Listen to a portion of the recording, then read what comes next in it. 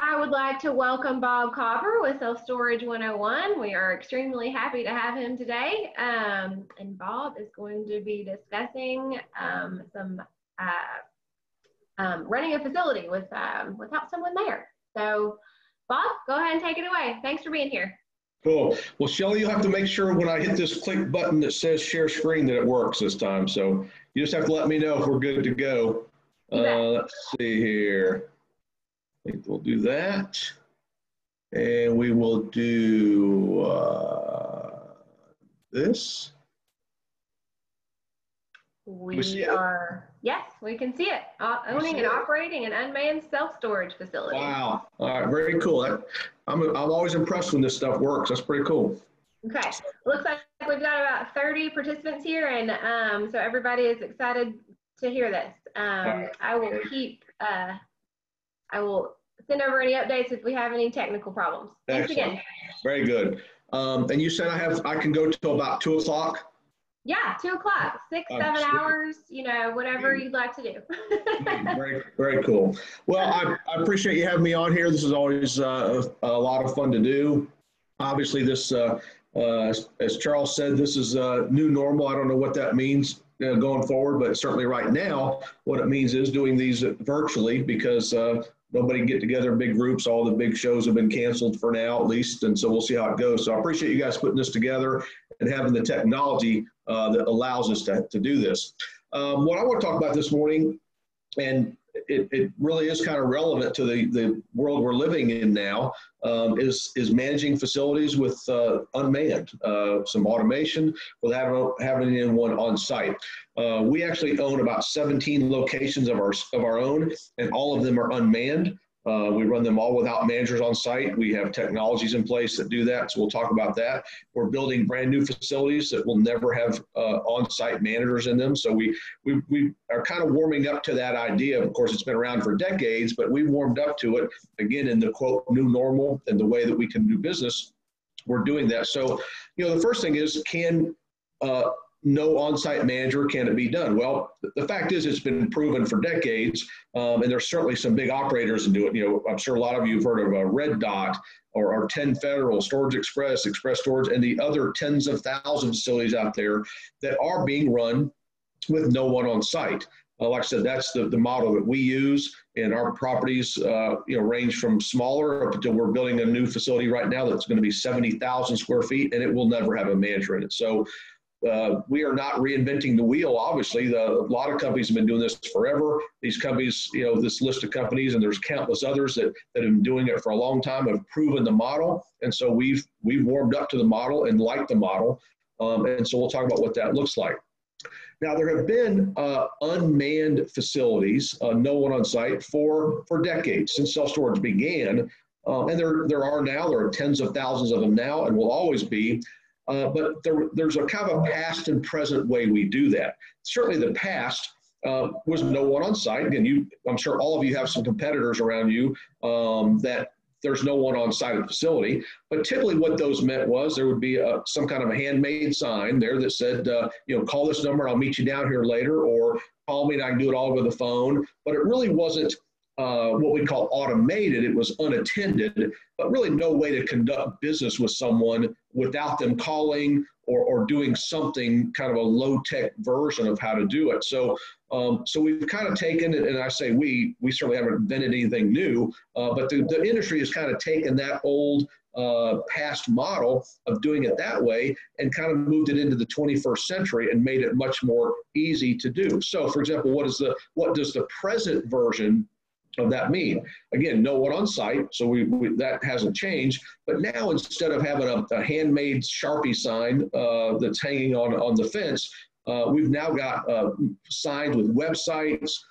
We've got phone numbers, smartphones. I know some facilities out there do kiosks. We actually don't do kiosks. I think we believe they're kind of out of date at this point too, because frankly, anyone with a smartphone has a kiosk in their pocket. I have 7 grandkids, and I think 6 of them have telephones. And so they all have a, quote, kiosk in their pocket. So we don't believe that's necessary. And certainly having some access control.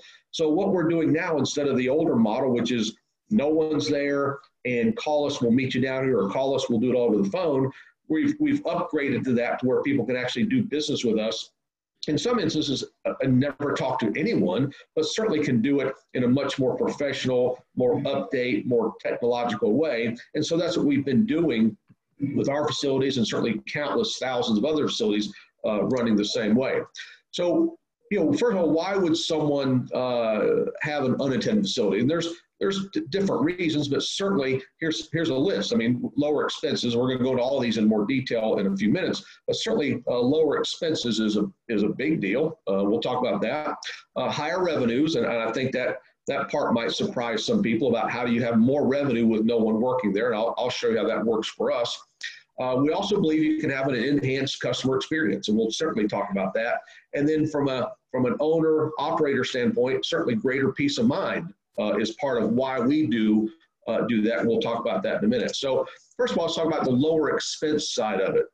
And I think this is probably the most obvious reason why unattended works better. One is minimal personnel expenses. Obviously, if you don't have a manager on site, then you don't have that expense. You don't have the payroll, you don't have the payroll taxes and Social Security benefits and all the other things that go along with that. And so we don't have that in place. So we eliminate that. I'll give you a real world example. We had bought a facility in Georgia last year that had a manager on site. I think the total line item for that manager was about $40,000 a year. Well, obviously when we bought the property, we eliminated that line item, which immediately meant our facility is worth another $500,000 by eliminating that one line item. Now, you don't just eliminate things to do that if you don't have positives on the other side. We will talk about that, but certainly that's one. You certainly don't have rehiring or turnover expenses if you don't have managers on site. Now, you notice I say minimal. There is some expenses involved, and we'll get to that a little bit later, but so I didn't want to say eliminate them altogether, but certainly they're much more minimal. If you've owned a facility very long, you know every time you have to have turnover, there's certainly expense, which is not fun. You've got to go through the process of rehiring people again. And a lot of us have made terrible decisions over the years of hiring people, and that has not worked out very well. So we kind of get out of that mode, obviously. And then a lot of office expenses. If you have office expenses right now, obviously a lot of those go away. If you don't have on-site personnel, you don't have on-site managers, you don't have all that going on. So that's why that makes sense to us, and why we operate that way. Now, increased revenue. Certainly, we've seen increased revenue. Every time we've bought a property that had a manager that we don't keep the manager, our revenue has gone up. And it happens in a couple of ways. One is minimal discounting. We found out that the automation doesn't know how to discount. When somebody goes online to rent a unit, and it tells them what they owe, that's what they owe. And we don't have a manager in place who will discount things when they're not supposed to discount things. We also find out we don't waive fees. Again, discounting or automation doesn't know it's okay to waive a late fee. We do a lot of acquisition audits. We just finished up a couple this week. And at one of those facilities, the manager that had been there for 20 plus years, who we in no way could recommend the new owner keep for a lot of reasons. But one of those reasons was the owner had told the manager, I will give you a bonus if you quit waiving late fees. And the manager decided that she didn't want to quit waiving late fees because the people, her customers just couldn't afford that $5 late fee, which is all they charge. And so she waived them every month, month after month.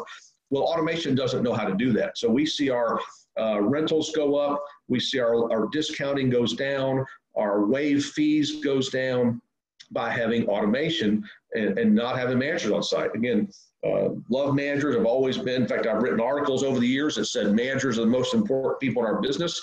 But we also find that most owners and operators spend almost nothing on training their managers, making sure they know how to do these things. And so we end up having issues with, again, with discounting and waiving stuff and not wanting to raise rates and all those things, which automation and unattended facilities don't have those issues. The other thing we find is, obviously, if there's no one on site, we eliminate potential theft issues. We do audits, and while most self-storage managers would never steal, have never stolen, won't ever steal, some do. And because we do a lot of audits, and we have found over 20 years, we have found people stealing all kinds of ways, and there's lots of ways people can steal. Well, by going to an unmanned, unattended facility, we eliminate that as well. We don't have those issues, and so that goes away. We audited a facility several months ago for an owner down in Florida, and manager been there for 5 years, and within 10 or 15 minutes, we were pretty sure that manager was stealing, because we know what to look for. We saw some reports, and there were some indications that there was theft going on.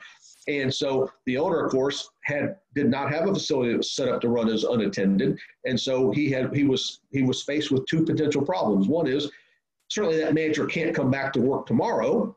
And two, who's going to work tomorrow? Because the facility was set up to be run that way. And so we certainly helped. We sent one of our folks in there for a month to run the facility until he hired somebody else, and it worked out. You can imagine that was not inexpensive for all that to happen, because again, that's one of the liabilities we have when we own a facility that is totally dependent on someone being there all the time. So that goes away. We also find that our tenant insurance revenues go up when we don't have managers on site, because again, the automation doesn't know you cannot collect insurance. It automatically assumes people will get it. Now, again, do people always get insurance? Of course not, but our insurance penetration actually goes up without a manager on site, because of the fact automation doesn't know the difference, and it expects people to get insurance, and they opt out of it, as opposed to a lot of managers who their main sales pitch is, you don't want insurance, do you? And so we've gotten away from that. So we've found that also has gone up. We've also found that we believe that the customer experience is better at a fully unattended and automated facility. Now keep in mind, I'm trying to make a distinction here between facilities that are unattended in the old way, which was no one there, a sign on the gate, call, I'll meet you down here in an hour, or however you did it. Or I've been to facilities where there were actually contracts left on the gate in a box, and you just filled out a contract, left your check, and they picked it up in a week, and that's how you become a customer. We're talking about moving into the 21st century here, where things are done more automated, they're done more professionally, and so we've enhanced that customer experience by going this way. Now, I want you to think about how you live a lot of your life. A lot of your life you interact with now is not with people at the front lines. You go to the bank probably, and you don't necessarily interact with anyone. You check your own bags at the airport nowadays. My local McDonald's has a big screen in the lobby. You punch a few buttons, tell it what you want, pay for it, and go pick it off the counter without interacting with anybody. And because of the fact that the customer experience is being enhanced by not having to interact with a manager. And again, I'm a big fan of self-storage managers. The problem we've had over the last decade or so is getting high quality managers.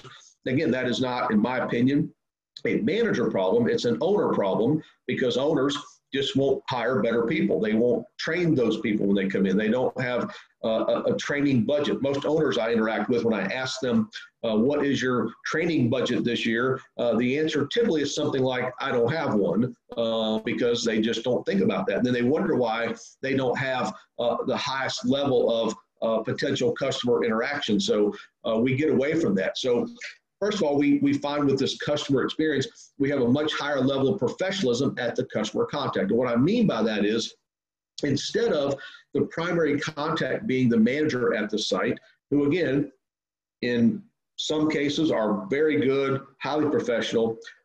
Fortunately, in a lot of cases, and I would have to say in more cases than not, it is not a positive experience dealing with an on-site manager. They very rarely stand up when people walk in. They very rarely are as open and professional and friendly and smiling as they should be, as someone should be in that job. So what we've done, instead of trying to keep that at a site level, we've moved our professionalism into our customer contact, which is basically a call center. And of course, our website certainly as well. But if you were to call one of our facilities, and this is true of all the big companies that run all unattended facilities, the biggest customer contact in that situation is with a call center, where you can have highly trained professionals who answer the phone all day, are trained to answer a phone, are trained to take payments, are trained to rent units, are trained to offer tenant insurance, and they have a much higher level of professionalism than at the store level, where we just can't seem to get managers to do that at the level that we need it done. And so we have found we basically have a better customer experience for our customers in the way we do it as opposed to the other. You've also have got to make it easy for people to rent units from you and make payments through your technology. It's surprising to me. We shop thousands of facilities every year. We do hundreds and hundreds of market feasibility studies. We do hundreds of due diligence audits for acquisitions, and a lot of those involve shopping competitors. If you do a feasibility study, you shop all the competitors in the market. And in 21st century, it is unbelievably hard to understand how many facilities still either don't have a website, or the one they have is really pitiful. We just don't seem to invest in what is the major customer contact for us anymore, which is your website. You've got to have a website where people can interact with you and do it professionally and do it the right way. So you've got to have a website where people can go on your website, rent from you, and pay their bill and make decisions without interacting with anyone, because that's the way the rest of the 21st century is operating. A year or two ago, my refrigerator broke down in the middle of the night. My wife and I were both going to be busy the next couple of days. I was traveling. I'm sure she was doing something with one of our 7 grandkids, and so we couldn't go shopping for a refrigerator. I went online probably 11 o'clock at night, shopping for a refrigerator. Finally found one at Lowe's. Don't know if I got the cheapest one, but I did find the easiest one to buy. It was so easy to buy. I went through the process, finally wanted, clicked a few buttons. The next morning we had a refrigerator delivered at 8 o'clock and never talked to a soul until the delivery guy showed up. They made it quick and easy to do business with them. And whether I got the cheapest one, I don't know.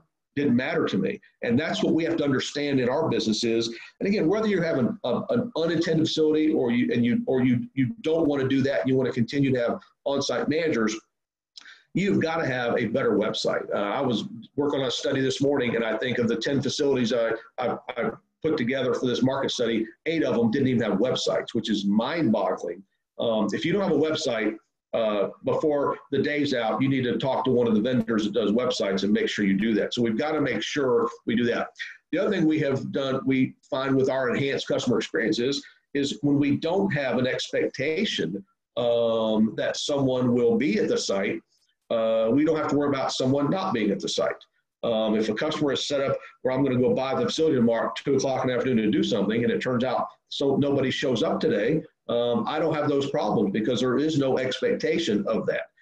If you've got a facility with on-site managers, and certainly we've had them over the years, you know there are times when you have customer service issues at your facility because no one showed up, or other issues with on-site managers causing customer service issues that you have to then clean up. And so we don't have those issues either when it comes to that. The other reason we really like the unattended automated facilities is it gives us as owners some peace of mind. We work with a lot of owners and operators who are operating this way, want to convert to this way, and one of their things is they like the peace of mind. For example, when we don't have managers on site, I don't ever worry about theft issues. Again, most self-storage managers won't steal, have never stolen, won't ever steal. There are some that have, but that's one of the issues we run into is people do. So by not having people on site to deal with that, I don't then have to worry about how that works. I don't, as an owner operator, have turnover issues at that level. Certainly in our call center, our customer contact center, sometimes you do. We have very little because it's a better paying, more professional job, but that's certainly part of owning any business, but we don't have a lot of those issues at the store level. We have none of them at the store level, I should say. We don't have retraining issues. Let's face it, the worst part about turnover is training the next person how to do things. And speaking of that, if you are an owner operator and you don't have something in place to make sure that happens when you have turnover, you need to fix that. For example, if you don't have an operations manual, how to run that facility, you expect someone just to pick it up through osmosis or something, I guess. But when you hire someone new, there should be a document that they can look at and use to reference how to run a self-storage property. If you don't have that, you should. It's really neglect on your part, frankly, not to do that. So I highly recommend that you do that. We don't have from a peace of mind, I don't worry. It never dawns on me any part of my day did the manager show up at one of my 17 facilities, because we don't have those issues. We're very confident there are people answering the phones because the call center agents are there, but I don't worry about that, because the very nature of the self-storage business is most of the time there is one person there, if not 100% of the time, pretty darn close. And so your business is only as good as that one person that's there. And so having met literally thousands of managers over the years, I think it sometimes can be a daunting, scary process when you deal with some of the managers we've seen. And I don't know how some owners and operators sleep at night knowing that their business, their baby, their big investment is in the hands of the managers that are at that site. I don't know how they sleep at night. Again, we've shopped thousands of them, and I don't know how some of you do that. So we don't deal with that in an unattended facility. The other thing we have a lot less of are customer service issues. I don't have a lot of issues where the on-site manager gets in an argument with a customer about their late fees. I don't have a lot of issues where maybe the manager forgets to go take an overlock off because the person paid. I don't have issues where somebody comes in and nobody's there, even though there's supposed to be somebody there. I just don't have those issues when it comes to our facilities that are run, again, with no one on site, because, again, that has worked out much better for us. And that's the thing that goes away with us, as well as that, the whole peace of mind.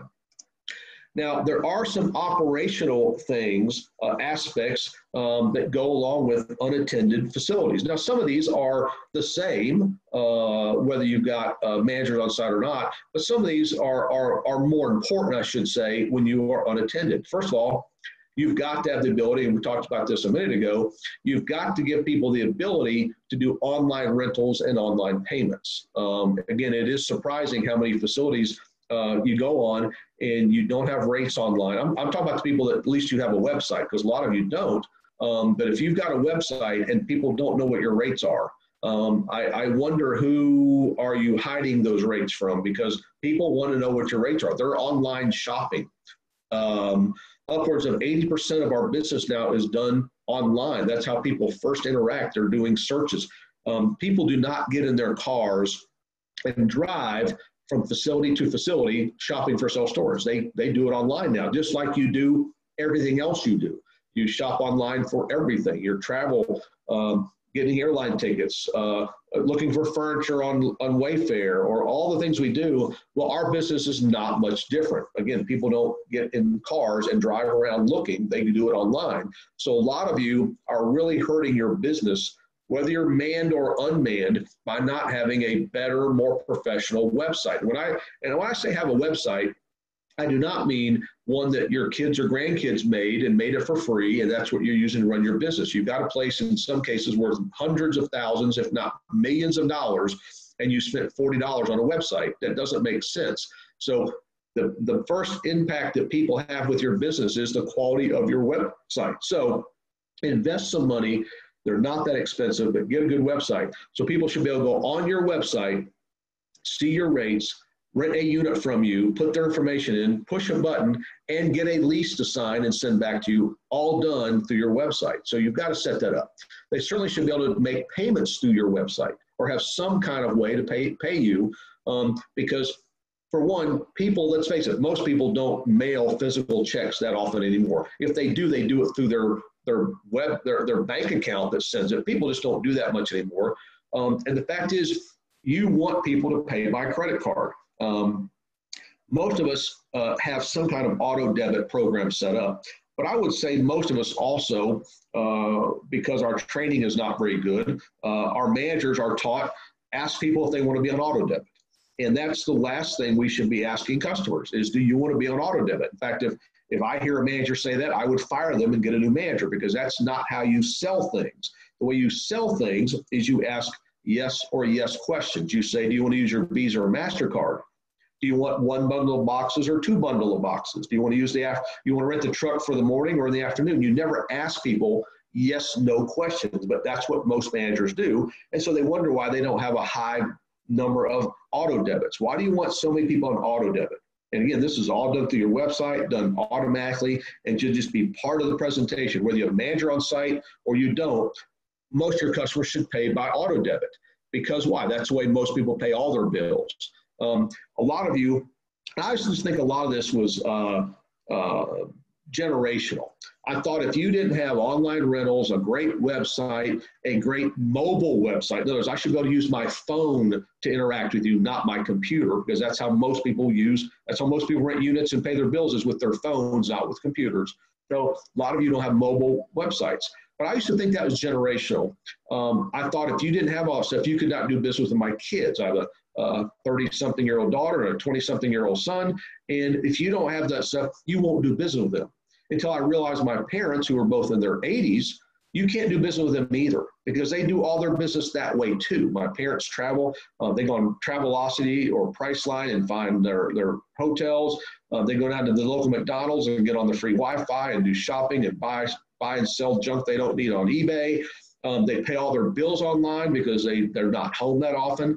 And some of you wouldn't be able to do this with my 80-something-year-old parents or my 20 and 30-year-old kids because of how you're operating your business. You're operating it as if you still have a horse and buggy instead of in the 21st century. So you've got to have online rentals, online payments, and those rates need to be dynamic. And what I mean by that is some of you do have rates online, but they're static. They're just stuck on there like you printed out a brochure. If your rates aren't changing on a regular basis, daily, weekly, monthly, you're doing it wrong. Your rates should go up and down just like the rest of the capitalized world does by supply and demand. I wrote an article a couple years ago for one of the trade magazines called "My Wife is a Communist," because my wife does not understand why rates go up and down all the time. We travel, it's different this week than it was last week. When I fly, it's different this week than it will be next week. I said, because of supply and demand. That's the way the rest of the world operates. But a lot of you run your businesses like communists run their business. Nothing's ever different. The rates never change. It's stuck on a brochure. If you're printing your rates on a brochure, you won't change your rates until you run out of brochures. And that's just silly in the 21st century. The biggest companies in the world that do what we do have spent $1 gazillion on what works and what doesn't. You don't have to reinvent that wheel. They're smarter than us. They all do these things we're going to talk about here. You don't have to reinvent the wheel. You're not going to outsmart Extra Space or CubeSmart Public Storage and Life Storage. They all do things the same way. We don't have to try to fix that. So have online rentals, have a great website. And by the way, on your website, make it nice and clean and simple. Here's our rates. Here's what we do. Here's how you rent units. Sadly, a lot of you take up a lot of your websites, your quote professional websites, with nonsense. You've got on there about how long you've been in business, pictures of your kids and your puppies, and that you bake cookies in the facility, and nobody cares about any of that. If that mattered, all the big companies would do that on their websites, and none of them do. So clean up your websites, make it easy to do business with you. The second thing you've got to have, which I think you should have whether you have managers on site or not, but you have to have if you go unattended, is you've got to use a call center. There are good call centers out there. We actually have our own call center, and we do it for other people as well, because you've got to have a call center that understands unattended. Most of the call centers that are available right now, they've not gotten there yet. It's difficult for them to make the transition. We used one big call center for a while, and we were constantly getting messages from a call center agent that a customer will meet your manager at the site tomorrow at 10. We don't have a manager to meet there at 10. And most of the online call centers don't do a good job of renting units online and do those things. So you got to have a call center, because that's who's going to do most of your business for you. That's who's going to interact with your customers. You're going to have a better customer experience, though, for your customers when they interact with a professional, well-paid call center agent than they will with a lower-paid on-site manager. It's just common sense. And so you've got to have a call center. And keep in mind, when you go unattended, the call centers are doing a couple of things. One is they're taking all of your inbound calls, whether people are calling to rent a unit, excuse me, whether they want to pay their bill, whether they want to do whatever. The agents are taking those calls. And so when people call in, a professional answers the phone.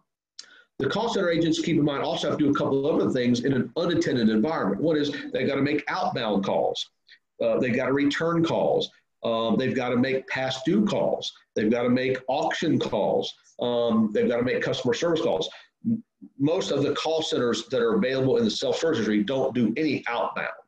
They then leave that to the on-site manager. Well, of course, when there's not an on-site manager, someone has to do that. And so that's what a call center that's geared towards automation, unattended, will certainly do that. The other thing that your call center agent has to do, or whoever does it, they've got to manage your overlock process. I'll talk about that in a minute, but that is an important aspect of how we operate here.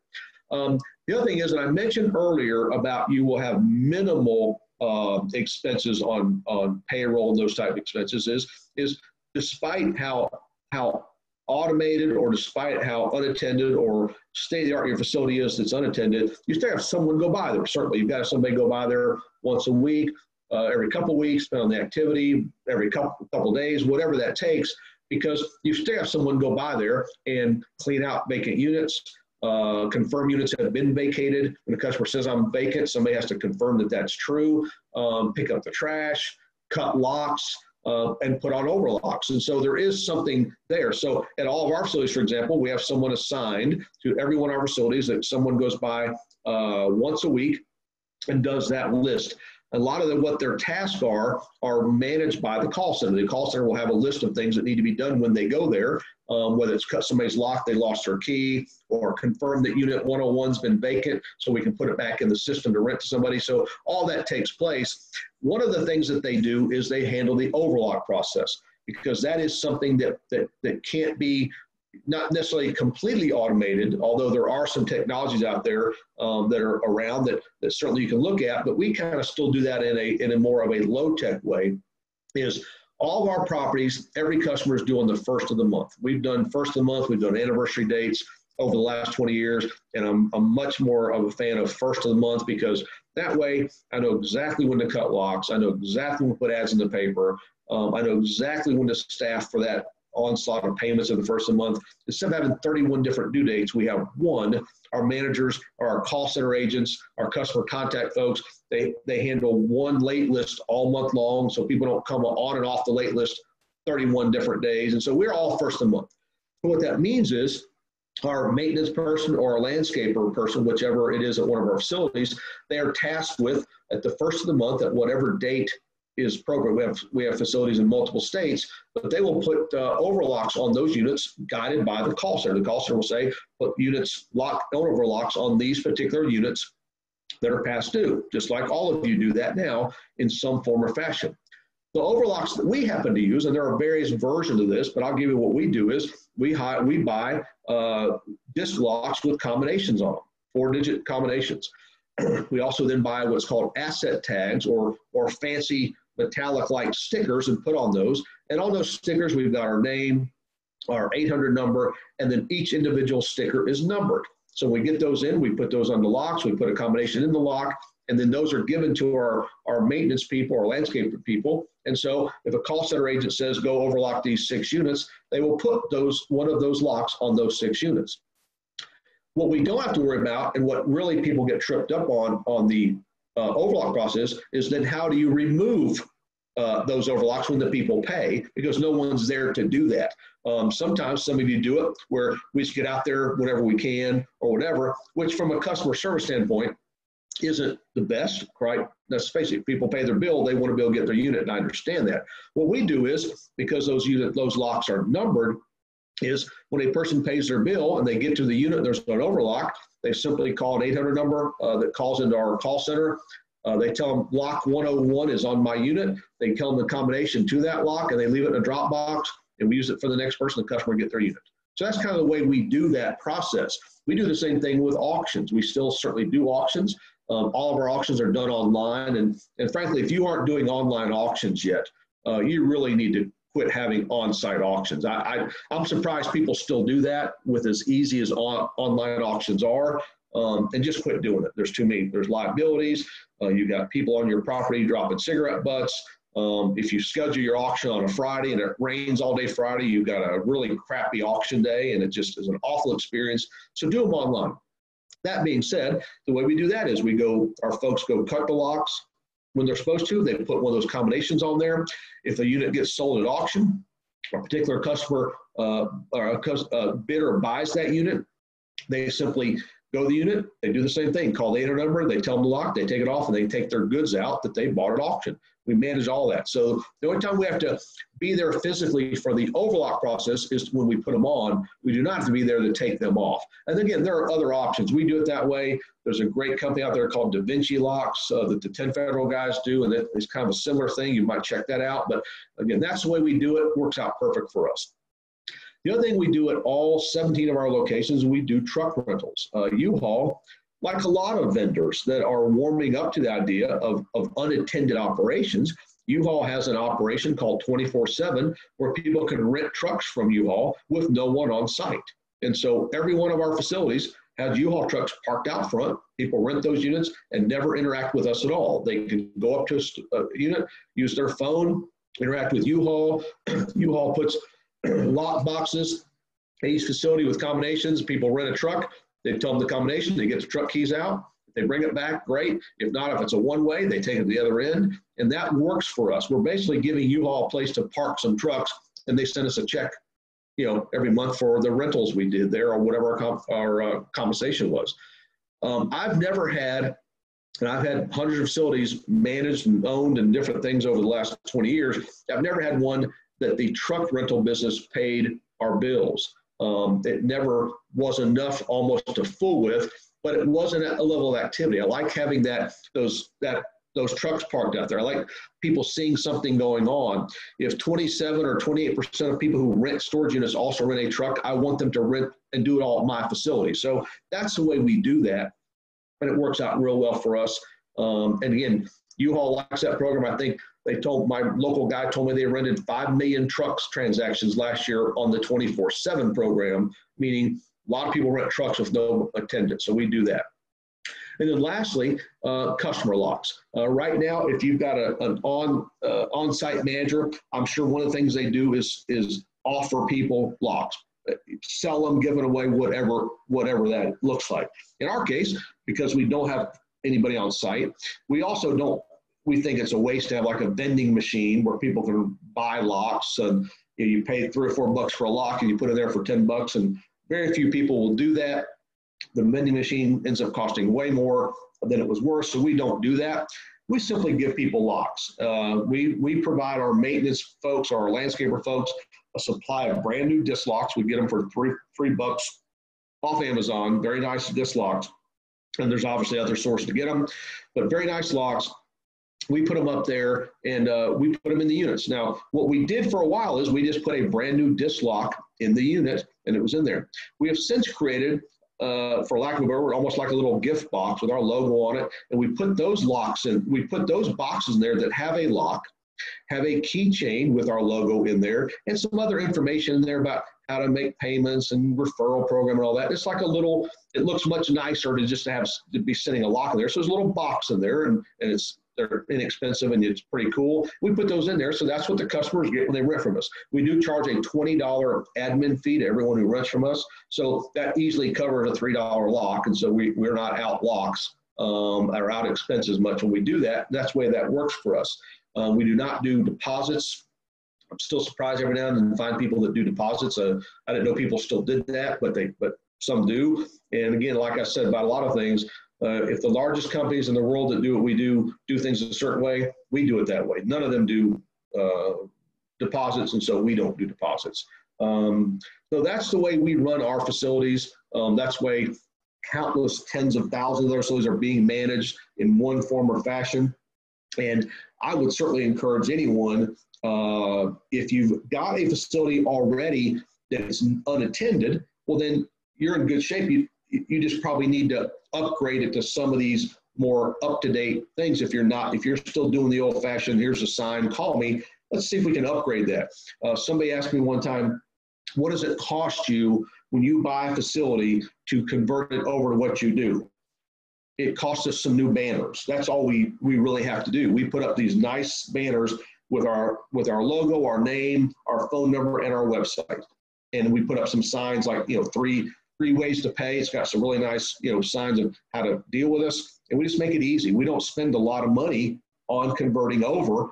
It's not necessary. We buy a supply of locks, both the combination locks and the regular locks, and And that's about it. So we don't spend a lot of money. You can, people can go in and do kiosks, which again, we've never done and don't plan to do that. Janice has some great products to do some Bluetooth locking systems where instead of having your maintenance person go by and put a lock, these locks can be automated where the system itself through Bluetooth locks those units up, and when they pay it, unlocks them. So there's things you can do. We may do that with some new builds, but for we've not seen any value. I don't want to say that. We've not seen where it made sense for us financially to do that on an existing facility, but certainly on a new build, that's something to consider. But so my point is the business, the industry is moving in that direction. And so to avoid that, I even heard recently where one of the major third-party management companies, one of the national brands, is going to start managing facilities unattended without managers on site because they're recognizing that is a way to run a business. There are not any significant differences between running a facility with a manager on site and without, because I've done both. I found that the negatives to not having a manager on site are so few that it doesn't make sense to us to continue that model. Somebody asked me one time, do you think you ever miss a rental by not having someone there? And my response was yes. I think from time to time we probably do, but we more than make up for that. On the flip side, we've got much more professional efforts to rent units through our call center agents, our customer service folks who are just better at it than someone who may only get 1 or 2 chances a day to rent a unit. Our call center agents might take 50 calls a day. They're just going to be better at it. They're better trained. They get a lot more experience, a lot more practice at doing it. So that makes a lot more sense to us. So that is my story about why we like automation, why we like unattended, and more than happy to discuss that with anyone. I don't know if anyone has questions or chatting or how we do it. I wish I looked like this picture. I don't anymore. Yeah, that's awful. I need to get a new picture. Well, or look like that again. But that's what having 7 grandkids will do to you. But anyway, Shelly, that's our story. If you've got any questions, comments, people will have any questions or your chat, I'd be more than happy to do that. Yeah, we actually did have a couple come in. Can you guys hear me? Good. Okay, there we are. Okay, Lori asked, how do the trucks get cleaned when they're returned? Pretty good question. That's a great question. A couple ways.